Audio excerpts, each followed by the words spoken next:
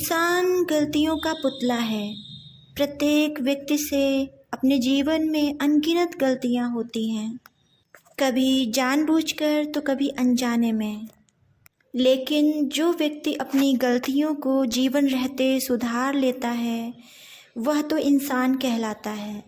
लेकिन यदि वह अवसर पाकर भी अपनी गलती को न सुधारे तो वह इंसान नहीं, शैतान कहलाता है। नमस्कार, मैं अमिता आशीष और आज मैं जो कहानी लेकर आई हूँ उसका कथानक शुरू से अंत तक इसी विषय के चारों ओर चक्कर लगाता है। कहानी का नाम है चमत्कार और इसे लिखा है कथा सम्राट मुंशी प्रेमचंद्र जी ने। प्रेमचंद्र की लेखनी में वो जादू था जिसके कारण उन्हें कलम का जादूगर जैसी उपाधि प्राप्त हुई।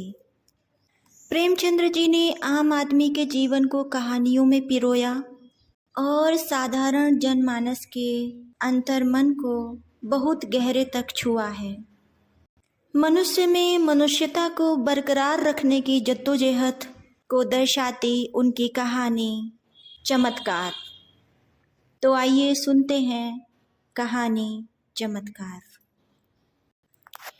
बीए पास करने के बाद चंद्र प्रकाश को एक ट्यूशन करने के सिवा और कुछ न सूझा। उसकी माता पहले ही मर चुकी थी। इसी साल पिता का भी देहांत हो गया और प्रकाश जीवन के जो मधुर स्वप्न देखा करता था वे सब धूल में मिल गए। पिता ऊंचे ओहदे पर थे। उनकी कोशिश से चंद्र प्रकाश को कोई अच्छी जगह मिलने की पूरी आशा थी, पर वे सब मंसूबे धरे के धरे रह गए और अब गुजर बसर के लिए वही 30 रुपए महीने की ट्यूशन रह गई। पिता ने कुछ संपत्ति भी न छोड़ी, उल्टे वधू का बोझ और सिर पर लाद दिया। और पत्नी भी मिली तो पढ़ी लिखी, शौकीन, जबान की तेज, जिसे मोटा खाने और मोटा पहनने से मर जाना कबूल था। चंद्र प्रकाश को 30 रुपए की नौकरी करते शर्म तो आई, लेकिन ठाकुर साहब ने रहने का स्थान देकर उसके आंसू पोंछ दिए।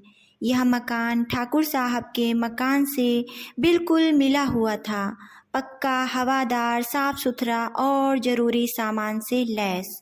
ऐसा मकान 20 रुपए से कम पर न मिलता। काम केवल 2 घंटे का। लड़का था तो लगभग उन्हीं की उम्र का, पर बड़ा कुंदजेहन, कामचोर, अभी 9वीं दर्जे में पढ़ता था। सबसे बड़ी बात यह कि ठाकुर और ठकुराइन दोनों प्रकाश का बहुत आदर करते थे, बल्कि उसे लड़का ही समझते थे। वह नौकर नहीं, घर का आदमी था और घर के हर एक मामले में उसकी सलाह ली जाती थी।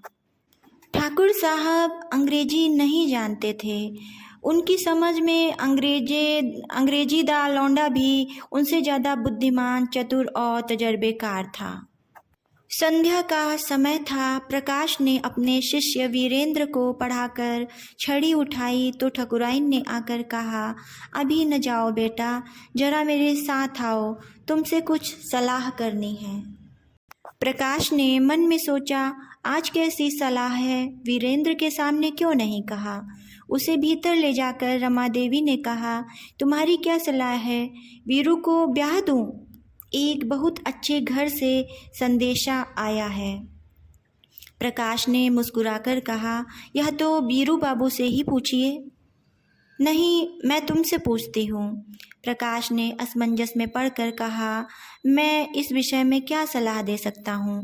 उनका 20वां साल तो है, लेकिन यह समझ लीजिए कि पढ़ना हो चुका, तो अभी न करूँ, यही सलाह है। जैसा आप उचित समझें। मैंने तो दोनों बातें कह दी, तो कर डालूँ? मुझे यही डर लगता है कि लड़का कहीं बहक न जाए। मेरे रहते इसकी तो आप चिंता ना करें। हाँ, इच्छा हो तो कर डालिए, कोई हर्ज भी नहीं है। सब तैयारियां तुम्ही को करनी पड़ेंगी, यह समझ लो। तो मैं कब इनकार करता हूँ। रोटी की खैर मनाने वाले शिक्षित युवकों में एक प्रकार की दुविधा होती है जो उन्हें अप्रिय सत्य कहने से रोकती है। प्रकाश में भी यही कमजोरी थी। बात पक्की हो गई और विवाह का सामान आने लगा। ठाकुर साहब उन मनुष्यों में थे जिन्हें अपने ऊपर विश्वास नहीं होता। उनकी निगाह में प्रकाश की डिग्री उनके 60 साल के अनुभव से कहीं अधिक मूल्यवान थी। विवाह का सारा आयोजन प्रकाश के हाथों में था। 10-12 हजार रुपये खर्च करने का अधिकार कुछ कम गौरव की बात न थी। देखते देखते ही फटेहाल युवक जिम्मेदार मैनेजर बन बैठा। कहीं कपड़े वाला उसे सलाम करने आया है, कहीं मोहल्ले का बनिया घेरे हुए है, कहीं गैस और कहीं शामियाने वाला खुशामद कर रहा है। वह चाहता तो 200-400 रुपये बड़ी आसानी से बना लेता, लेकिन इतना नीच न था। फिर उसके साथ क्या दगा करता जिसने सब कुछ उसी पर छोड़ दिया था। पर जिस दिन उसने 5,000 के जेवर खरीदे, उस दिन उसका मन चंचल हो उठा। घर आकर चंपा से बोला, हम तो यहाँ रोटियों के मोहताज हैं और दुनिया में ऐसे आदमी पड़े हुए हैं जो हजारों लाखों रुपए के जेवर बनवा डालते हैं। ठाकुर साहब ने आज बहू के चढ़ावे के लिए 5,000 के जेवर खरीदे। ऐसी ऐसी चीज़ें कि देखकर आंखें ठंडी हो जाएं। सच कहता हूँ, बात चीज़ों पर तो आंख नहीं ठहरती थी। चंपा ईर्ष्या जनित विराग से बोली, हमें क्या करना है, जिन्हें ईश्वर ने दिया है वे पहने। यहाँ तो रो कर मरने के लिए ही पैदा हुए हैं। चंद्र प्रकाश, इन्हीं लोगों की तो मौज है, न कमाना न धमाना। बाप दादा छोड़ गए हैं, मज़े से खाते हैं और चैन करते हैं। इसी से कहता हूँ, ईश्वर बड़ा अन्यायी है। चंपा, अपना अपना पुरुषार्थ है, ईश्वर का क्या दोष। तुम्हारे बाप दादा छोड़ गए होते तो तुम भी मौज करते। यहाँ तो रोटियाँ चलाना मुश्किल है, कपड़े गहने को कौन रोए, और इस ज़िंदगी में ऐसी कोई आशा भी नहीं, कोई गत की साड़ी भी नहीं रही कि कभी किसी भले आदमी के घर जाऊँ तो पहन लूँ। मैं तो इसी सोच में हूँ कि ठकुराइन के यहाँ ब्याह में कैसे जाऊँगी। सोचती हूँ बीमार पड़ जाती तो जान बचती। यह कहते कहते चंपा की आंखें भर आईं। प्रकाश ने तसल्ली दी, साड़ी तुम्हारे लिए लाऊंगा, अब क्या इतना भी न कर सकूंगा। मुसीबत के ये दिन क्या सदा बने रहेंगे। जिंदा रहा तो एक दिन तुम सिर से पैर तक जेवरों से लदी रहोगी। चंपा मुस्कुराकर बोली, चलो ऐसी मन की मिठाई मैं नहीं खाती, निबाह होता जाए यही बहुत है, गहनों की साध नहीं है मुझे। प्रकाश ने चंपा की बातें सुनकर लज्जा और दुख से सिर झुका लिया। चंपा उसे इतना पुरुषार्थहीन समझती है। रात को दोनों भोजन करके लेटे तो प्रकाश ने फिर गहनों की बात छेड़ी। गहने उसकी आंखों में बसे हुए थे। इस शहर में ऐसे बढ़िया गहने बनते हैं, मुझे इसकी आशा न थी। चंपा ने कहा, कोई और बात करो, गहनों की बात सुनकर जी जलता है। वैसी चीज़ें तुम पहनो तो रानी मालूम होने लगो। गहनों से क्या सुंदरता बढ़ जाती है। तो ऐसी बहुत सी औरतें देखी हैं जो गहने पहनकर भद्दी दिखने लगती हैं। ठाकुर साहब भी मतलब के यार हैं। यह ना हुआ कि कहते इसमें से कोई चीज़ चंपा के लिए भी लेते जाओ। तुम भी कैसी बच्चों की सी बातें करते हो। इसमें बचपने की क्या बात है। कोई उदार आदमी कभी इतनी कृपणता न करता। मैंने तो कोई ऐसा उदार आदमी कभी नहीं देखा जो अपनी बहू के गहने किसी गैर को दे दे। मैं गैर नहीं हूँ, हम दोनों एक ही मकान में रहते हैं। मैं उनके लड़के को पढ़ाता हूँ और शादी का सारा इंतजाम कर रहा हूँ। अगर 100-200 की कोई चीज़ दे भी देते तो वह निष्फल न जाती, मगर धनवानों का हृदय धन के भार से दबकर सिकुड़ जाता है। उनमें उदारता के लिए स्थान ही नहीं रहता। रात के 12 बज गए हैं, फिर भी प्रकाश को नींद नहीं आती। बार बार ही चमकीले गहने आंखों के सामने आ जाते हैं। कुछ बादल हो आए हैं और बार बार बिजली चमक उठती है। सहसा प्रकाश चारपाई से उठ खड़ा हुआ। उसे चंपा का आभूषणहीन अंग देखकर दया आई। यही तो खाने पहनने की उम्र है और इसी उम्र में इस बेचारी को हर एक चीज़ के लिए तरसना पड़ रहा है। वह दबे पांव कमरे से बाहर निकलकर छत पर आया। ठाकुर साहब की छत इस छत से मिली हुई थी। बीच में एक 5 फीट ऊंची दीवार थी। वह दीवार पर चढ़कर ठाकुर साहब की छत पर आहिस्ता से उतर गया। घर में बिल्कुल सन्नाटा था। उसने सोचा पहले जीने से उतरकर ठाकुर साहब के कमरे में चलूं। अगर वह जाग गए तो ज़ोर से हंसूंगा और कहूँगा कैसा चरका दिया, या कह दूंगा मेरे घर की छत से कोई आदमी इधर आता दिखाई दिया, इसीलिए मैं भी उसके पीछे पीछे आया कि देखूं यह क्या करता है। अगर संदूक की कुंजी मिल गई तो फिर फतह है, किसी को मुझ पर संदेह ही न होगा। सब लोग नौकरों पर संदेह करेंगे। मैं भी कहूँगा साहब नौकरों की हरकत है, इन्हें छोड़कर और कौन ले जा सकता है। मैं बेदाग बच जाऊँगा। शादी के बाद कोई दूसरा घर लूँगा, फिर धीरे धीरे एक एक चीज़ चंपा को दूँगा जिससे उसे कोई संदेह न हो। फिर भी वह जीने से उतरने लगा तो उसकी छाती धड़क रही थी। धूप निकल आई थी। प्रकाश अभी सो रहा था कि चंपा ने उसे जगाकर कहा, बड़ा गजब हो गया, रात को ठाकुर साहब के घर में चोरी हो गई। चोर गहने की संदूकची उठा ले गया। प्रकाश ने पड़े पड़े पूछा, किसी ने पकड़ा नहीं चोर को? किसी को खबर भी हो, वह संदूकची ले गया जिसमें ब्याह के गहने रखे थे। न जाने कैसे कुंजी उड़ा ली और न जाने कैसे उसे मालूम हुआ कि संदूक में संदूकची रखी है। नौकरों की कार्रवाई होगी, बाहरी चोर का यह काम नहीं है। नौकर तो उनके तीनों पुराने हैं, नीयत बदलते क्या देर लगती है। आज मौका देखा, उठा ले गए। तुम जाकर जरा उन लोगों को तसल्ली तो दो। ठकुराइन बेचारी रो रही थी। तुम्हारा नाम ले लेकर कहती थी कि बेचारा महीनों इन गहनों के लिए दौड़ा, एक एक चीज़ अपने सामने जचवाई और चोर दाढ़ीदारों ने उसकी सारी मेहनत पर पानी फेर दिया।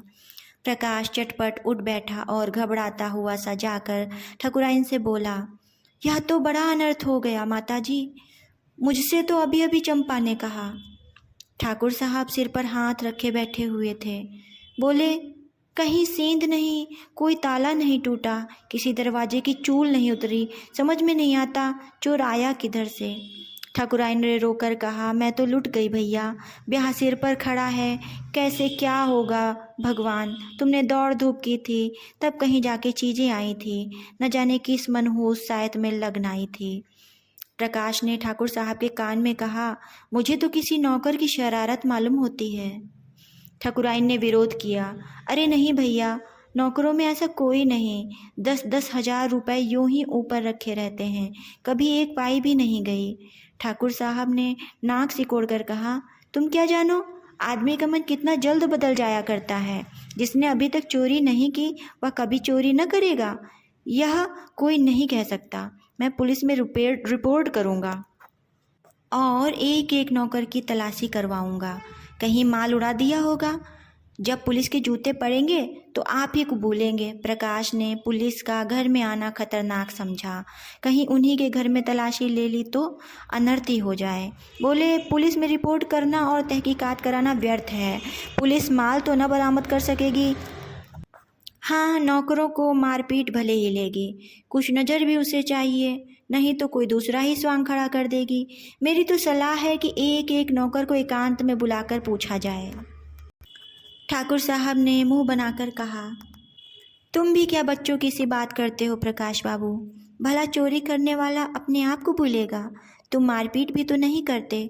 हाँ, पुलिस में रिपोर्ट करना मुझे भी फिजूल मालूम होता है, माल बरामद होने से रहा, उल्टे महीनों की परेशानी हो जाएगी।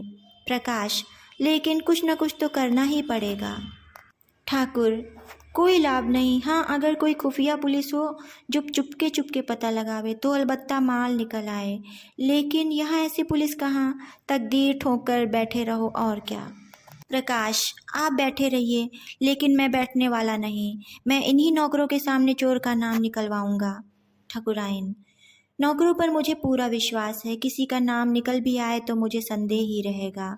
किसी बाहर के आदमी का काम है, चाहे जिधर से भी आया हो, पर चोर आया बाहर से, तुम्हारे कोठे से भी तो आ सकता है।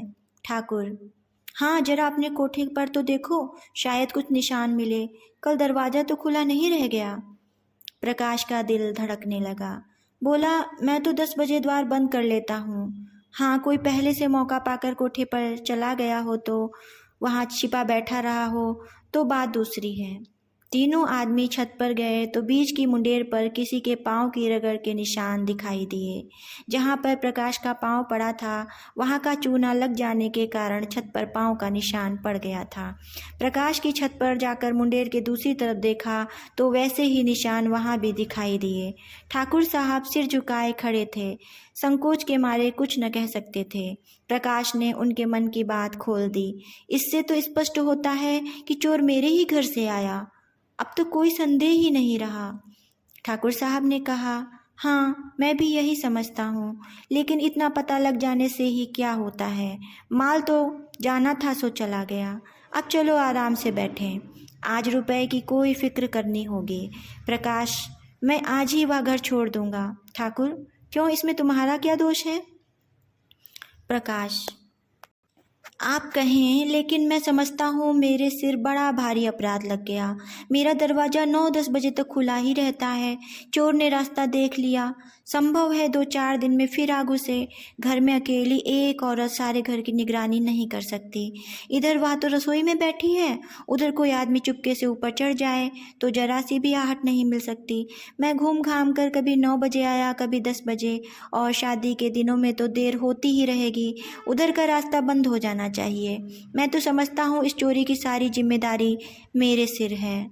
ठकुराइन डरी, तुम चले जाओगे भैया, तब तो घर का काम कौन करेगा, और तब तो घर और फाड़ खाएगा। प्रकाश, कुछ भी हो माताजी, मुझे बहुत जल्द घर छोड़ना ही पड़ेगा। मेरी गफलत से चोरी हुई, उसका मुझे प्रायश्चित करना ही पड़ेगा।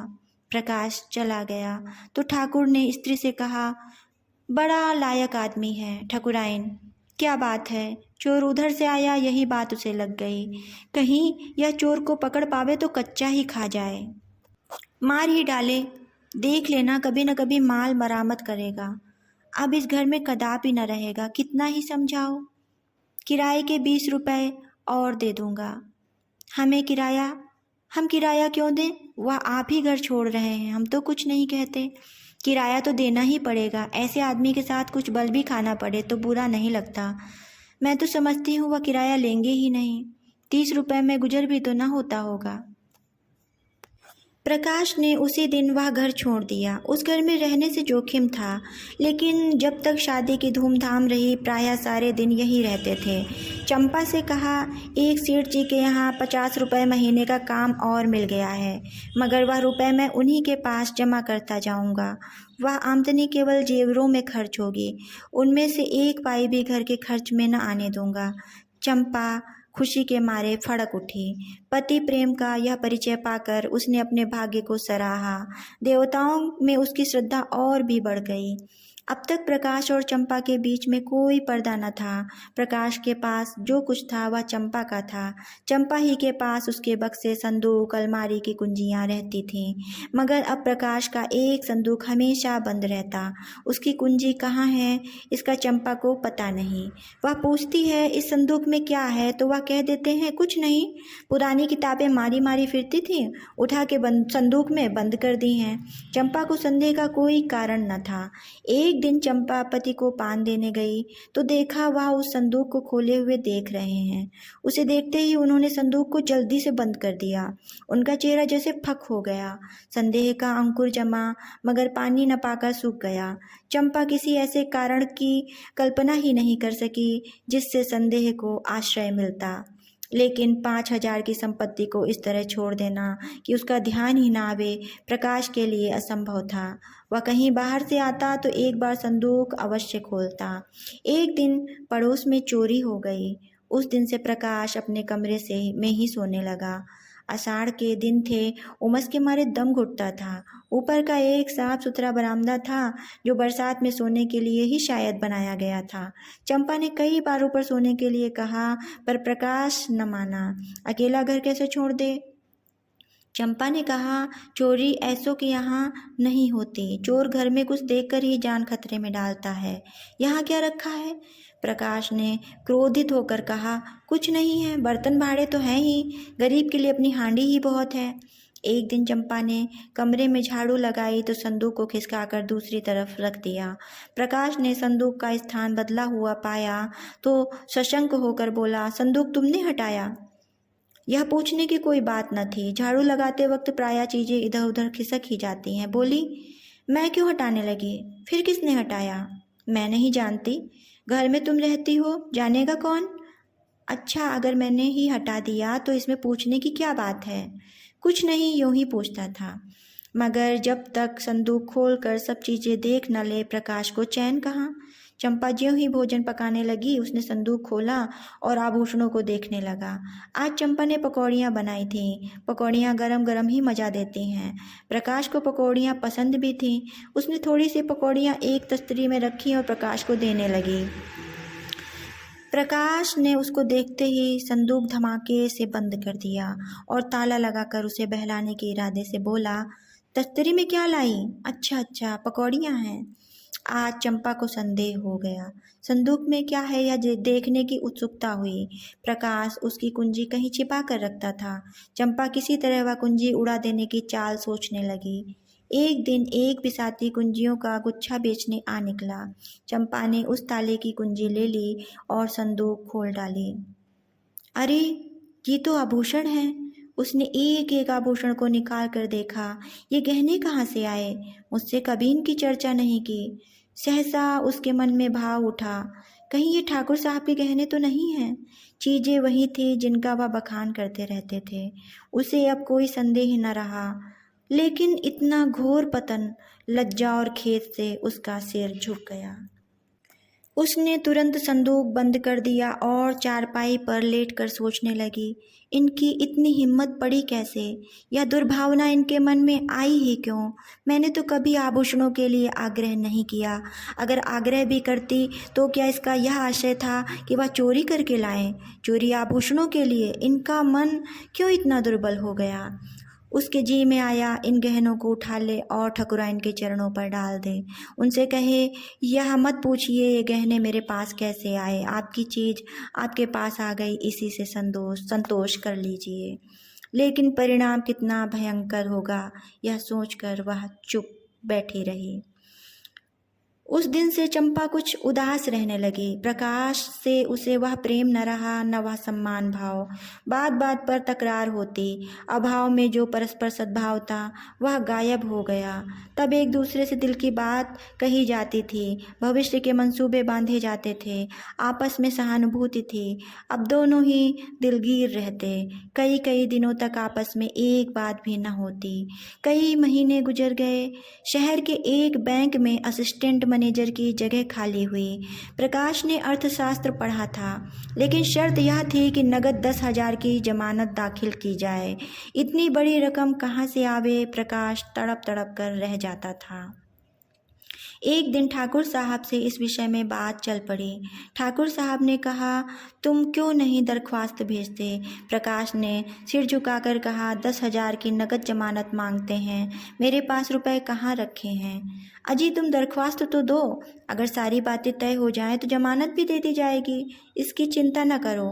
प्रकाश ने स्तंभित होकर कहा, आप जमानत दे देंगे? हाँ हाँ, यह कौन सी बड़ी बात है। प्रकाश घर चला तो बहुत संजीदा था। उसको यह जगह अब अवश्य मिलेगी, लेकिन फिर भी वह प्रसन्न नहीं है। ठाकुर साहब की सरलता, उनका उस पर इतना अटल विश्वास उसे आहत कर रहा है। उनकी शराफत उसके कमीनेपन को कुचले डालती है। उसने घर आकर चंपा को यह खुशखबरी सुनाई। चंपा ने सुनकर मुंह फेर लिया। एक क्षण के बाद बोली, ठाकुर साहब से तुमने क्यों जमानत दिलवाई? प्रकाश ने चिढ़कर कहा, फिर और किससे दिलवाता? यही ना होता कि जगह न मिलती, रोटियां तो मिल ही जाती। रुपए पैसे की बात है, कहीं भूल चूक हो जाए तुम्हारे साथ तो उनके रुपए भी जाएं। यह तुम कैसे समझती हो कि भूल चूक होगी? क्या मैं अनाड़ी हूँ? चंपा ने विरक्त मन से कहा, आदमी की नीयत भी तो हमेशा एक सी नहीं रहती। प्रकाश ठक से रह गया। उसने चंपा को चुभती हुई आंखों से देखा, पर चंपा ने मुंह फेर लिया। वह उसके भावों के विषय में कुछ निश्चय न कर सका। लेकिन ऐसी खुशखबरी सुनकर भी चंपा का उदासीन रहना उसे विकल करने लगा। उसके मन में प्रश्न उठा, इस वाक्य में कहीं आक्षेप तो नहीं छुपा हुआ है? चंपा ने संदूक खोलकर देख तो नहीं लिया? इस प्रश्न का उत्तर पाने के लिए इस समय वह अपनी एक आंख भी भेंट कर सकता था। भोजन करते समय प्रकाश ने चंपा से पूछा, तुमने क्या सोचकर कहा था कि आदमी की नीयत तो हमेशा एक सी नहीं रहती, जैसे यह उसके जीवन और मृत्यु का प्रश्न हो। चंपा ने संकट में पड़कर कहा, कुछ नहीं, मैंने दुनिया की बात कही थी। प्रकाश को संतोष न हुआ। क्या जितने आदमी बैंकों में नौकर हैं उनकी नीयत बदलती रहती है? वह बोला। चंपा ने गला छुड़ाना चाहा, तुम जबान पकड़ते हो। ठाकुर साहब के यहाँ इस शादी में ही तुम अपनी नीयत ठीक नहीं रख सके। 100-200 रुपए की चीज़ें घर रख ही ली। प्रकाश के दिल से बोझ उतर गया। मुस्कुराकर बोला, अच्छा, तुम्हारा संकेत उस तरफ था, लेकिन मैंने कमीशन के सिवा उनकी एक पाई भी नहीं छुई। और कमीशन लेना तो कोई पाप नहीं। बड़े बड़े हुक्काम खुले खजाने कमीशन लिया करते हैं। चंपा ने तिरस्कार भाव के साथ कहा, जो आदमी अपने ऊपर इतना विश्वास रखे उसकी आंख बचाकर एक पाई भी लेना मैं पाप समझती हूँ। तुम्हारी सज्जनता तो मैं जब जानती कि तुम कमीशन के रुपए ले जाकर उनके हवाले कर देते। इन 6 महीनों में उन्होंने तुम्हारे साथ क्या क्या सुलूक किए, कुछ याद है? मकान तुमने खुद छोड़ा, लेकिन वह 20 रुपए महीने देते जाते हैं। इलाके से कोई सौगात आती है तो तुम्हारे यहाँ ज़रूर भेजते हैं। तुम्हारे पास घड़ी न थी और तुम्हें वो अपनी घड़ी दे दिए। तुम्हारी मेहरी जब नागा करती है, खबर पाते ही अपना नौकर भेज देते हैं। मेरी बीमारी में भी डॉक्टर साहब की फीस उन्होंने दी और दिन में 2 बार हाल चाल भी पूछने आया करते थे। यह जमानत ही क्या छोटी बात है? अपने संबंधियों तक की जमानत तो कोई जल्दी कराता नहीं। तुम्हारी जमानत के लिए 10,000 रुपये नकद निकाल कर दे दिए। इसे तुम छोटी बात समझते हो? आज तुमसे कोई भूल चूक हो जाए तो उनके रुपए तो जब्त ही हो जाएंगे। जो आदमी अपने ऊपर इतनी दया रखे उसके लिए हमें भी प्राण देने को तैयार रहना चाहिए। प्रकाश भोजन करके लेटा तो उसकी आत्मा उसे धिक्कार रही थी। दुखते हुए फोड़े में कितना मवाद भरा हुआ है यह उस वक्त मालूम होता है जब नश्तर लगाया जाता है। मन का विकार उस वक्त मालूम होता है जब कोई उसे हमारे सामने खोल कर रख देता है। किसी सामाजिक या राजनीतिक अन्याय का व्यंग चित्र देखकर क्यों हमारे मन को चोट लगती है? इसीलिए कि वह चित्र हमारी पशुता को खोलकर हमारे सामने रख देता है। वह जो मनोसागर में बिखरा हुआ पड़ा था जैसे केंद्रीभूत होकर बृहदाकार हो जाता है, तब हमारे मुंह से निकल पड़ता है, उफ़। चंपा के इन तिरस्कार भरे शब्दों ने प्रकाश के मन में ग्लानि उत्पन्न कर दी। वह संदूक कई गुना भारी होकर शिला की भांति उसे दबाने लगा। मन में फैला हुआ विकार एक बिंदु पर एकत्र होकर टीसने लगा। कई दिन बीत गए। प्रकाश को बैंक में जगह मिल गई। इसी उत्सव में उसके यहाँ मेहमानों की दावत है। ठाकुर साहब, उनकी स्त्री बीरू और उसकी नई नवेली बहू सभी आए हुए हैं। चंपा सेवा सत्कार में लगी हुई है। बाहर 2-4 मित्र गा बजा रहे हैं। भोजन करने के बाद ठाकुर साहब चलने को तैयार हुए। प्रकाश ने कहा, आज आपको यहीं रहना होगा दादा, मैं इस वक्त आपको न जाने दूंगा। चंपा को उसका यह आग्रह बुरा लगा। चारपाइयाँ नहीं हैं, बिछावन नहीं है और न काफ़ी जगह ही है। रात भर उन्हें तकलीफ़ देने और आप तकलीफ़ उठाने की कोई ज़रूरत उसकी समझ में न आई, लेकिन प्रकाश आग्रह करता ही रहा, यहाँ तक कि ठाकुर साहब राजी हो गए। 12 बज गए थे। ठाकुर साहब ऊपर सो रहे थे। बीरू और प्रकाश बाहर बरामदे में थे। तीनों स्त्रियां अंदर कमरे में थीं। प्रकाश जाग रहा था। बीरू के सिरहाने उसकी कुंजियों का गुच्छा पड़ा हुआ था। प्रकाश ने गुच्छा उठा लिया, फिर कमरा खोलकर उसमें से गहनों की संदूकची निकाली और ठाकुर साहब के घर की तरफ चल पड़ा। कई महीने पहले वह इसी भांति कंपित हृदय के साथ ठाकुर साहब के घर में घुसा था। उसके पांव तब भी इसी तरह थरथरा रहे थे, लेकिन तब कांटा चुभने की वेदना थी, आज कांटा निकलने की। तब ज्वर का चढ़ाव था, उन्माद, ताप और विकलता से भरा हुआ। अब ज्वर का उतार था, शांत और शीतल। तब कदम पीछे हटाता था, पर आज कदम आगे बढ़ रहे थे। ठाकुर साहब के घर पहुंचकर उसने धीरे से बीरू का कमरा खोला और अंदर जाकर ठाकुर साहब की खाट के नीचे चंद संदूकची रख दी। फिर तुरंत बाहर आकर धीरे से द्वार बंद कर दिया और घर को लौट पड़ा। हनुमान संजीवनी बूटी वाला धवलागिरी उठाए जैसे गर्वीले आनंद का अनुभव कर रहे थे, कुछ वैसा ही आनंद प्रकाश को भी हो रहा था। गहनों को अपने घर ले जाते समय उसके प्राण सूखे हुए थे, मानो किसी गहरी अथाह खाई में गिरा जा रहा हो। आज संदूकची को लौटाकर उसे मालूम हो रहा था जैसे वह किसी विमान पर बैठा हुआ आकाश की ओर उड़ा जा रहा है, ऊपर ऊपर और ऊपर। वह घर पहुंचा तो बीरू सोया हुआ था। कुंजी उसने सिरहाने रख दी। ठाकुर साहब प्रातःकाल चले गए। प्रकाश संध्या समय पढ़ाने जाया करता था। आज वह अधीर होकर तीसरे पहर ही जा पहुंचा। देखना चाहता था वहाँ आज क्या गुल खिल रहे हैं। वीरेंद्र ने उसे देखते ही खुश होकर कहा, बापूजी, कल आपके यहाँ की दावत बड़ी मुबारक थी। जो गहने चोरी गए थे सब मिल गए। ठाकुर साहब भी आ गए और बोले, बड़ी मुबारक दावत थी तुम्हारी, पूरा संदूक का संदूक मिल गया, एक चीज़ भी नहीं छुई, जैसे केवल रखने के लिए ही ले गया हो। प्रकाश को इन बातों पर कैसे विश्वास आए जब तक वह अपनी आँखों से संदूक को न देख ले। कहीं ऐसा भी हो सकता है कि चोरी गया हुआ माल 6 महीने के बाद मिल जाए। और ज्यों का त्यों संदूक को देखकर उसने गंभीर भाव से कहा, बड़े आश्चर्य की बात है, मेरी बुद्धि तो कुछ काम ही नहीं करती। ठाकुर, किसी की बुद्धि काम नहीं करती भाई, तुम्हारी ही क्यों। बीरू की माँ कहती है कोई दैवी घटना है। आज मुझे भी देवताओं में श्रद्धा हो गई। प्रकाश, अगर आंखों देखी बात न होती तो मुझे तो कभी विश्वास ही ना आता। ठाकुर, आज इसी खुशी में हमारे यहाँ दावत होगी।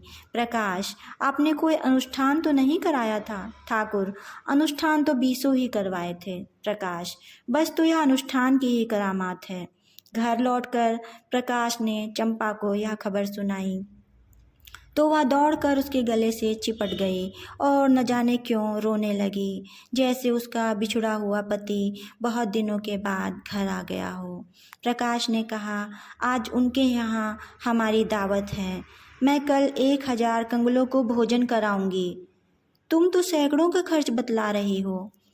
मुझे इतना आनंद हो रहा है कि लाखों खर्च करने पर भी अरमान पूरा न होता। प्रकाश की आंखों से भी आंसू बह रहे थे। धन्यवाद। नमस्कार, मैं अमिता आशीष और आप सुन रहे थे कथा किरीट में आज की कहानी चमत्कार, जिसे लिखा था कथा सम्राट मुंशी प्रेमचंद्र जी ने।